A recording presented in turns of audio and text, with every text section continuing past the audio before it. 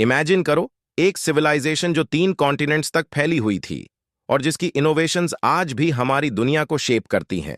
Welcome to the Roman Empire, इतिहास का सबसे पावरफुल एम्पायर। पर ये इतनी ग्रेटनेस तक पहुंचा कैसे और फिर गिरा क्यों? आज हम इसी रोमांचक कहानी में डाइव करने वाले हैं। रोमन एम्पायर की शुरुआत 27 ईसा पूर्व में हुई थी, जब ऑगस्टस पहला एम्पायर बना, सिविल वॉर्स के सालों बाद।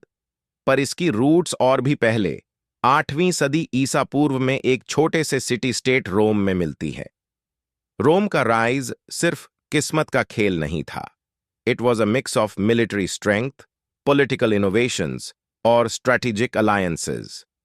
रोम ने सिर्फ आर्मीज नहीं बनाए, उन्होंने रोड्स और इंफ्रास्ट्रक्चर भी बनाए जो उन्हें नई टेरिटोरीज पर कंट्रोल में मदद करते थे।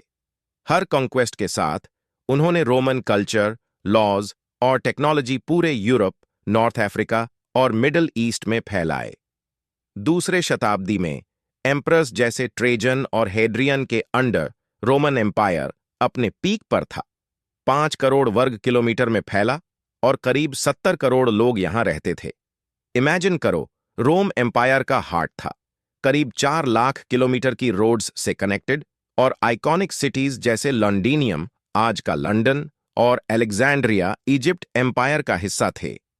रोम के इनोवेशंस की बात करें तो एक्विडक्ट्स फ्रेश वाटर सिटीज तक लाते थे, फोरम्स सोशल लाइफ का सेंटर होते थे, और पब्लिक बाथ्स वो सिर्फ नहाने की जगह नहीं थीं, दे वर अ सोशल हब। पर एक एवरेज रोमन का डेली लाइफ कैसा था? ज्यादातर लोगों के लिए ये हार्ड वर्क और फैमिली के साथ टाइम बिताने का था। कई लोग फार्मर्स या ट्रेड्स पीपल होते थे, जबकि वेल्थी लोग बड्ढे बड्ढे विलाज में रहते थे जहां मोज़ेक्स होते थे और स्लेव्स उनके घर को मैनेज करते थे। एंटरटेनमेंट भी ह्यूज था। कॉलोसियम में ग्लैडिएटर बैटल्स मैसिव क्राउड्स को अट्रैक्ट करती थीं, और सर्कस मैक्सिमस में चैरियट रेसिंग लोगों का फेवरेट पास टाइम था। तो ऐसा क्या हुआ जो ये महान एम्पायर गिर गया?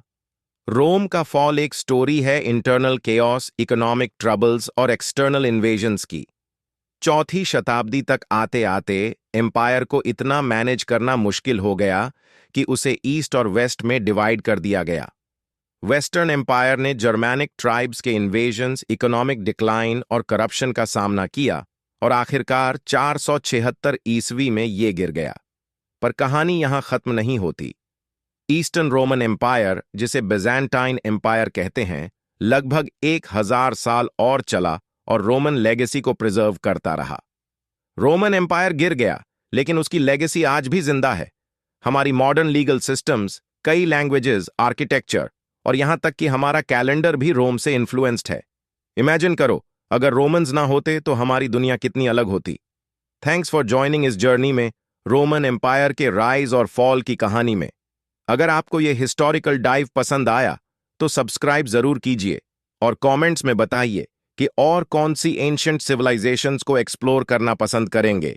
सी यू नेक्स्ट टाइम ऑन बेटा माइंड।